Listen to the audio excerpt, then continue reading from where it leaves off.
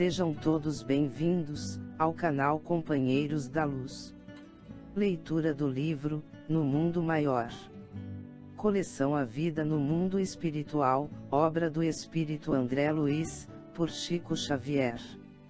Iniciemos então a leitura do capítulo 2. A preleção de Eusébio. Ereto, incendido o tórax de suave luz, falou o instrutor, comovedoramente. Dirigimo-nos a vós, irmãos, que tendes por enquanto ensejo de aprender na bendita escola carnal. Tangidos pela necessidade, na sede de ciência ou na angústia do amor que transpõe abismos, vencestes pesadas fronteiras vibratórias, encontrando-vos na estaca zero do caminho diferente que se vos antolha. Enquanto vossa organização fisiológica repousa à distância, exercitando-se para a morte, vossas almas quase libertas partilham conosco a fraternidade e a esperança, adestrando faculdades e sentimentos para a verdadeira vida. Naturalmente, não podereis guardar plena recordação desta hora, em retomando o envoltório carnal, em virtude da deficiência do cérebro, incapaz de suportar a carga de duas vidas simultâneas. A lembrança de nosso entendimento persistirá, contudo, no fundo de vosso ser, orientando-vos às tendências superiores para o terreno da elevação, e abrindo-vos a porta intuitiva para que vos assista nosso pensamento fraternal. O orador fez breve pausa, fixando-nos o olhar calmo e lúcido, e sob a leve e incessante chuva de raios argênteos, continuou. Enfastiados das repetidas sensações no plano grosseiro da existência, intentais pisar outros domínios. Buscais a novidade, o conforto desconhecido, a solução de torturantes enigmas, todavia, não ouvideis que a chama do próprio coração, convertido em santuário de claridade divina, é a única lâmpada capaz de iluminar o mistério espiritual, em nossa marcha pela senda redentora e evolutiva. Ao lado de cada homem e de cada mulher, no mundo, permanece viva a vontade de Deus, relativamente aos deveres que lhes cumprem. Cada qual tem à sua frente o serviço que lhe compete, como cada dia traz consigo possibilidades especiais de realização no bem. O universo enquadra-se na ordem absoluta.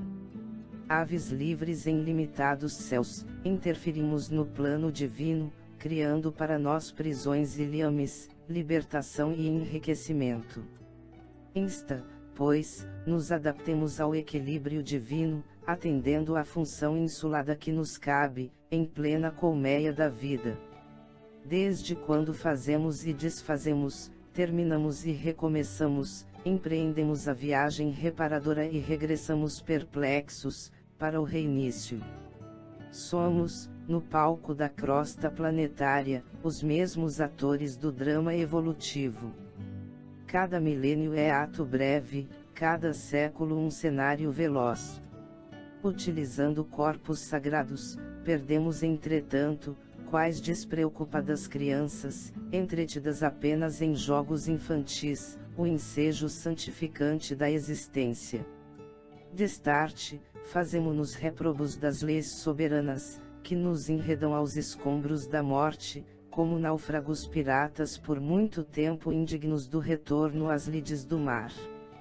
Enquanto milhões de almas desfrutam bons ensejos de emenda e reajustamento, de novo entregues ao esforço regenerativo nas cidades terrestres, milhões de outras deploram a própria derrota, perdidas no atro recesso da desilusão e do padecimento.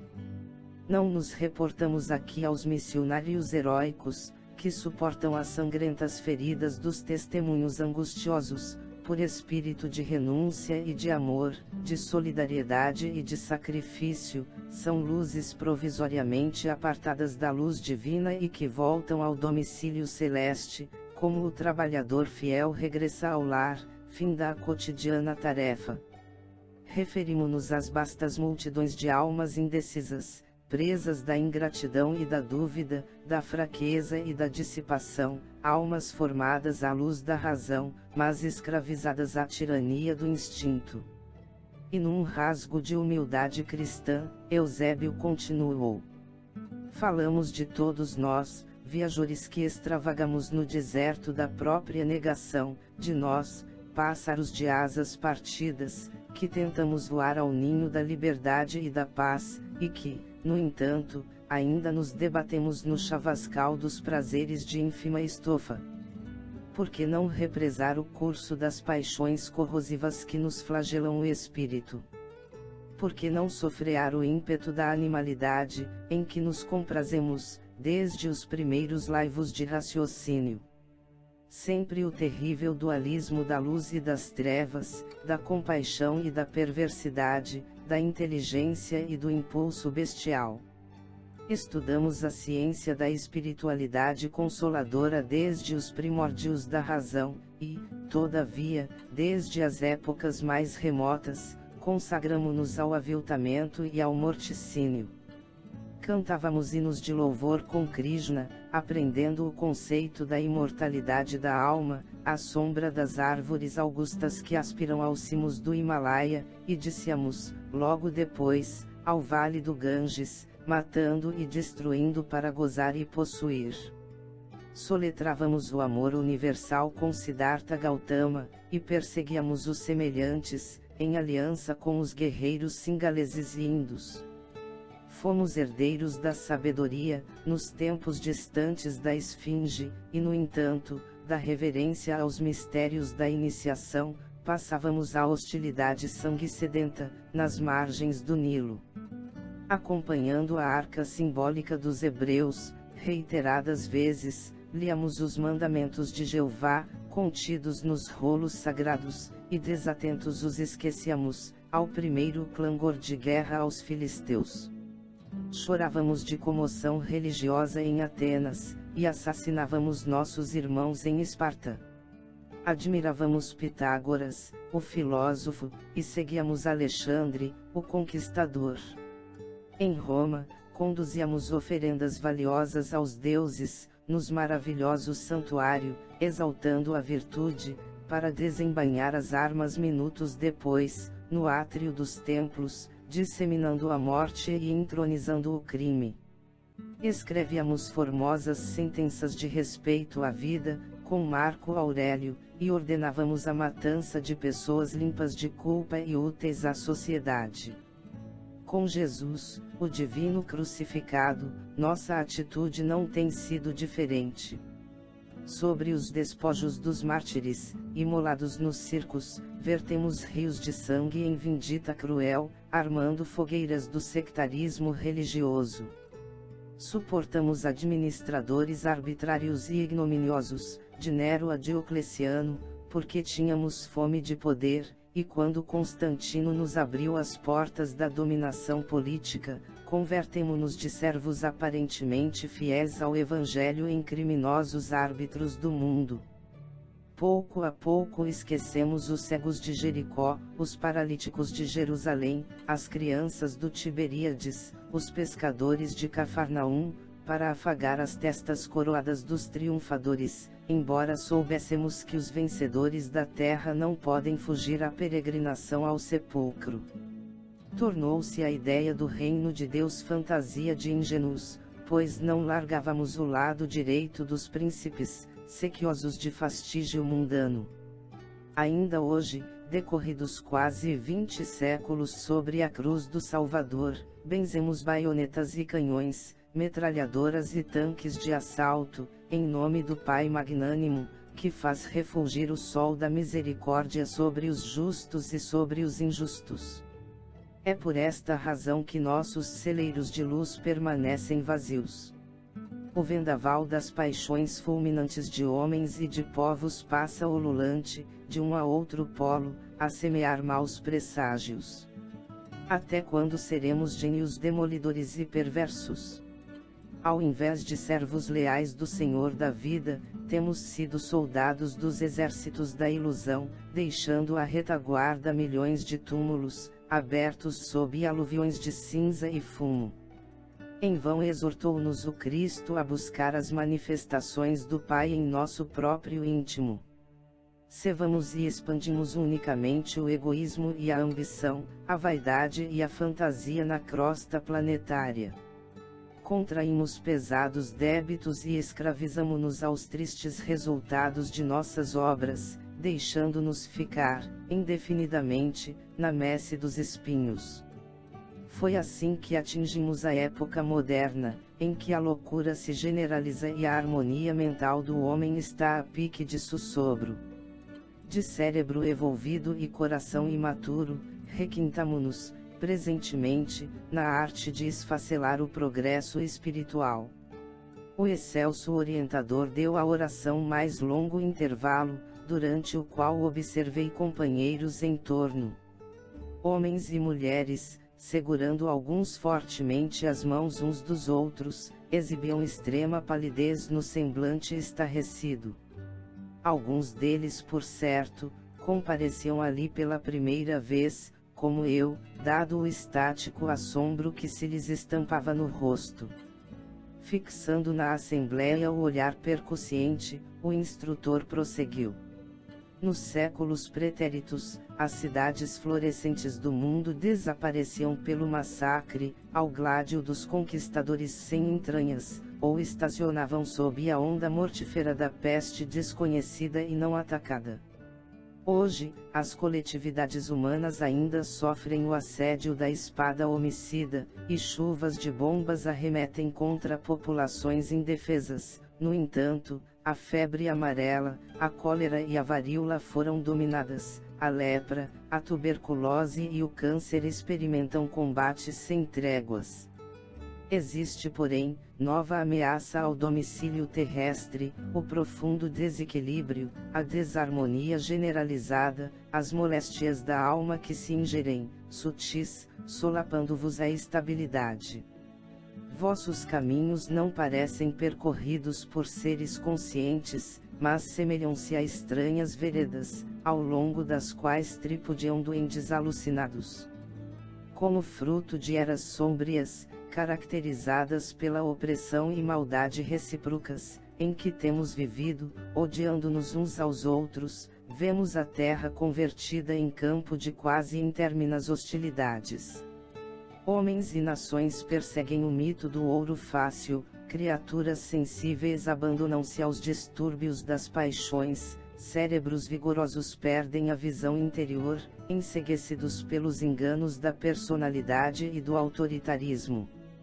Empenhados em disputas intermináveis, em duelos formidandos de opinião, conduzidos por desvairadas ambições inferiores, os filhos da terra abeiram-se de novo abismo, que o olhar conturbado não lhes deixa perceber.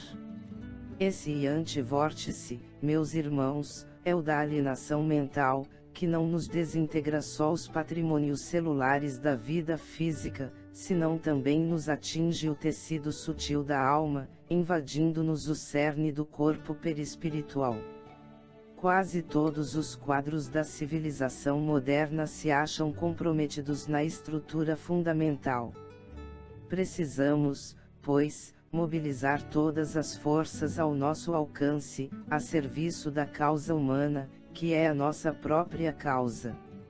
O trabalho salvacionista não é exclusividade da religião, constitui ministério comum a todos, porque dia virá em que o homem há de reconhecer a divina presença em toda a parte.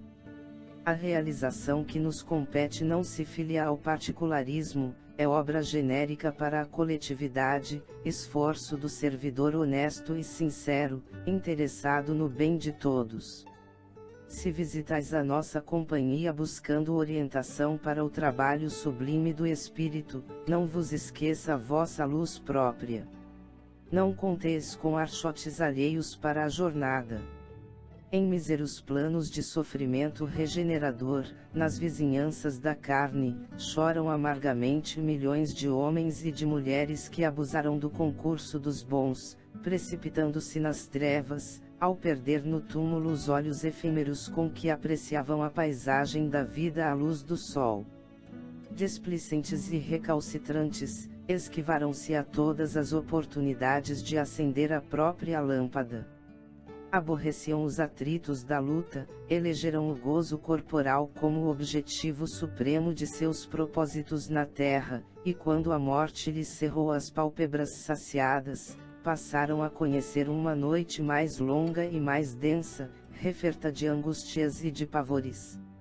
Nesse momento, Eusébio interrompeu-se por mais de 1 minuto, como a recordar cenas comovedoras que as imagens de seu verbo evocavam, demonstrando certa vaguidade no olhar.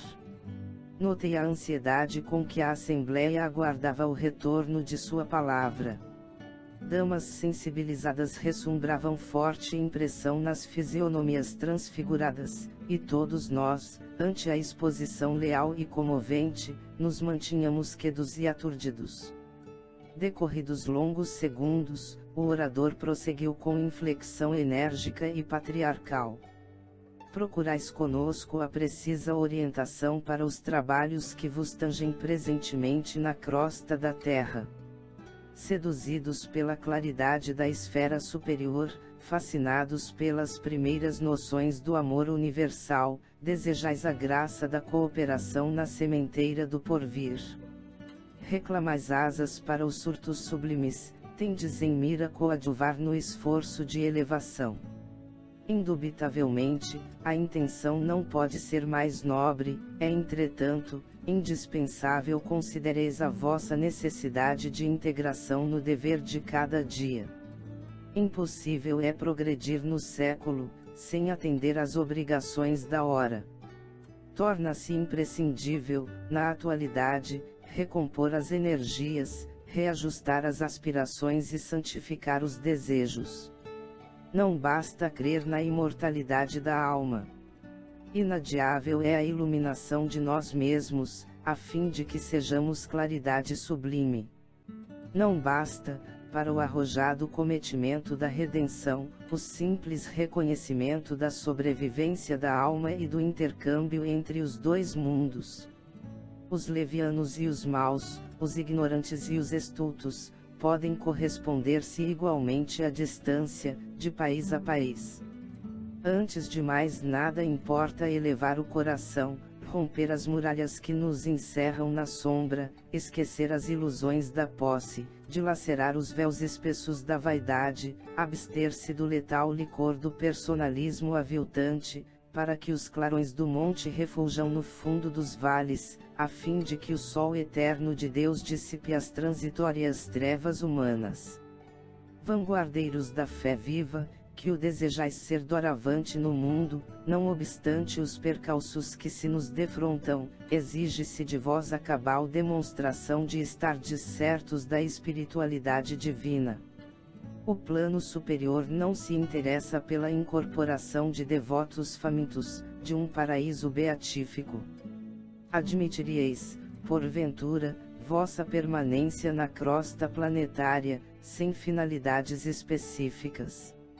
Se a erva tenra deve produzir consoante objetivos superiores, que dizer da magnífica inteligência do homem encarnado? Que não há que esperar da razão iluminada pela fé. Receberíamos tão sagrados depósitos de conhecimento edificante, para um sacrifício por nada. Teríamos o aljofar de tais bênçãos, para fortalecer o propósito egoístico de alcançar o céu sem escalas preparatórias, sem atividades purificadoras. Nossa meta, meus amigos, não se compadece com o exclusivismo ególatra. A porta divina não se abre a espíritos que se não divinizaram pelo trabalho incessante de cooperação com o Pai Altíssimo. E o solo do planeta, a que vos prendeis provisoriamente, representa o abençoado círculo de colaboração que o Senhor vos confia.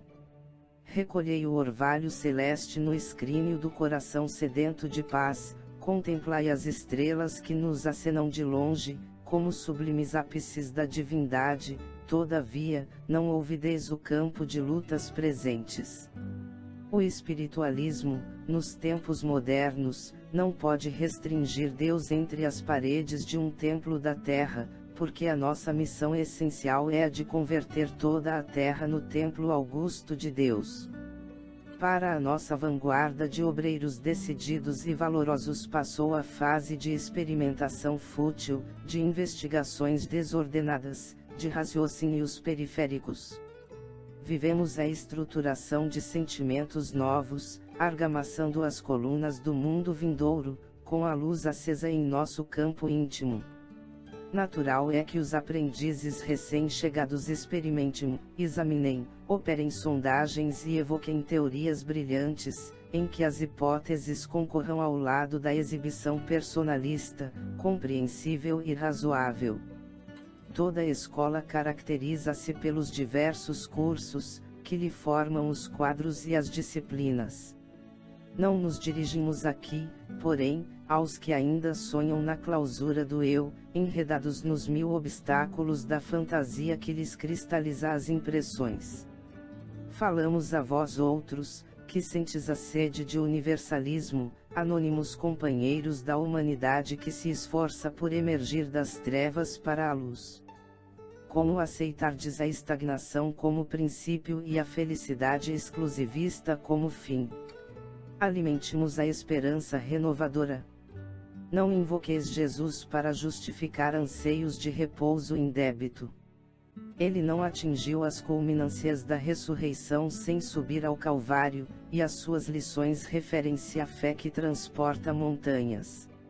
Não reclamemos, pois, ingresso em mundos felizes, antes de melhorar o nosso próprio mundo. Esquecei o velho erro de que a morte do corpo constitui milagrosa imersão da alma no rio do encantamento. Rendamos culto à vida permanente, à justiça perfeita, e adaptemo-nos à lei que nos apreciará o mérito sempre de conformidade com as nossas próprias obras. Nosso ministério é de iluminação e de eternidade. O governo universal não nos circunscreveu às atividades à guarda de altares perecíveis. Não fomos convocados a velar no círculo particular de uma interpretação exclusivista, senão a cooperar na libertação do espírito encarnado, abrindo horizontes mais claros à razão humana, refazendo o edifício da fé redentora que as religiões literalistas esqueceram. Sopros imensos da onda evolucionista varrem os ambientes da Terra. Todos os dias ruem princípios convencionais, mantidos a título de invioláveis durante séculos. A mente humana, perplexa, é compelida a transições angustiosas. A subversão de valores, a experiência social e o processo acelerado de seleção pelo sofrimento coletivo, perturbam os tímidos e os invigilantes, que representam esmagadora maioria em toda parte. Como atender a esses milhões de necessitados espirituais, se não receberdes a responsabilidade do socorro fraterno? Como sanar a loucura incipiente, se não vos transformardes em imãs que mantenham o equilíbrio? Sabemos que a harmonia interior não é artigo de oferta e procura nos mercados terrestres, mas aquisição espiritual só acessível no templo do Espírito. Faz-se, pois, mister, acendamos o coração em amor fraternal, à frente do serviço. Não bastará, em nossas realizações, a crença que espera, indispensável é o amor que confia e atende, transforma e eleva, como vaso legítimo da sabedoria divina. Sejamos instrumentos do bem, acima de expectantes da graça. A tarefa demanda coragem e suprema devoção a Deus. Sem que nos convertamos em luz, no círculo em que estivermos, em vão acometeremos a sombra, aos nossos próprios pés. E no prosseguimento da ação que nos compete, não nos esqueçamos de que a evangelização das relações entre as esferas visíveis e invisíveis, é dever tão natural e tão inadiável da tarefa, quanto a evangelização das pessoas. Não busqueis o maravilhoso, a sede do milagre pode viciar-vos e perder-vos. Vinculai-vos, pela oração e pelo trabalho construtivo, aos planos superiores, e estes vos proporcionarão contato com os armazéns divinos, que suprem a cada um de nós segundo a justa necessidade. As ordenações que vos sobrecarregam na paisagem terrena, por mais ásperas ou desagradáveis, representam a vontade suprema. Não galgueis os obstáculos, nem tenteis contorná-los pela fuga deliberada, vencei-os, utilizando a vontade e a perseverança, ensejando o crescimento aos vossos próprios valores. Cuidai em não transitar sem a devida prudência nos caminhos da carne, em que, muitas vezes, imitais a mariposa estouvada. Atendei às exigências de cada dia, rejubilando-vos por satisfazer as tarefas mínimas. Não intenteis o voo sem haver aprendido a marcha. Sobretudo, não indagueis de direitos prováveis que vos caberiam no banquete divino, antes de liquidar os compromissos humanos. Impossível é o título de anjos, sem serdes, antes, criaturas ponderadas. Soberanas e indefectíveis leis nos presidem aos destinos. Somos conhecidos e examinados em toda parte. As facilidades concedidas aos espíritos santificados, que admiramos, são prodigalizadas a nós, por Deus, em todos os lugares. O aproveitamento, porém, é obra nossa. As máquinas terrestres podem alçar-vos o corpo físico a consideráveis alturas, mas o voo espiritual, com que vos libertareis da animalidade, jamais o desferireis sem asas próprias. A consolação e a amizade de benfeitores encarnados e desencarnados, enriquecer-vos-ão de conforto, quais suaves e abençoadas flores da alma, entretanto, fenecerão como as rosas de um dia, se não fertilizardes o coração com a fé e o entendimento, com a esperança inquebrantável e o amor imortal, sublimes adubos que lhes propiciem o desenvolvimento no terreno do vosso esforço sem tréguas. Não cobiceis o repouso das mãos e dos pés, antes de abrigar semelhante propósito, procurai a paz interior na suprema tranquilidade da consciência. Abandonai a ilusão, antes que a ilusão vos abandone. Empolgando a chefia da própria existência, deixai plantado o bem na esteira de vossos passos. Somente os servos que trabalham gravam no tempo os marcos da evolução, só os que se banham no suor da responsabilidade, conseguem cunhar novas formas de vida e de ideal renovador.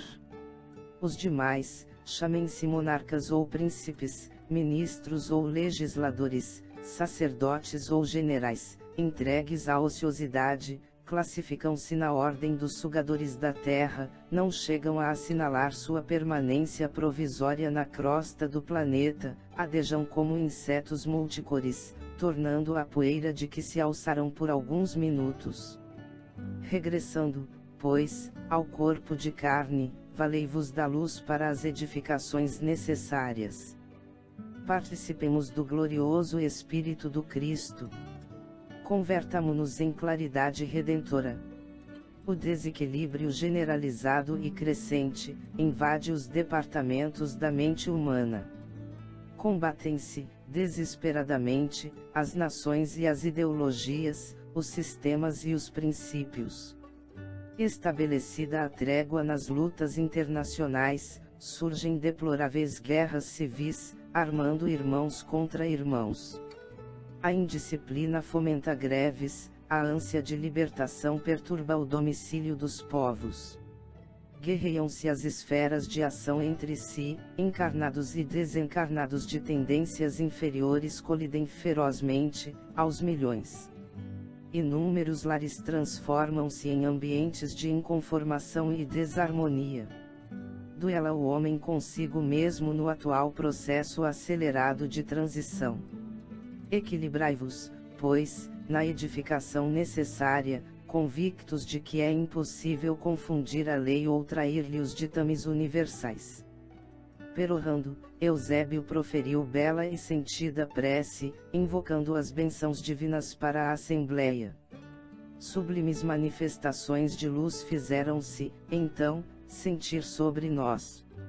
Encerrados os trabalhos, os companheiros ainda presos ao círculo carnal, começaram a retirar-se em respeitoso silêncio.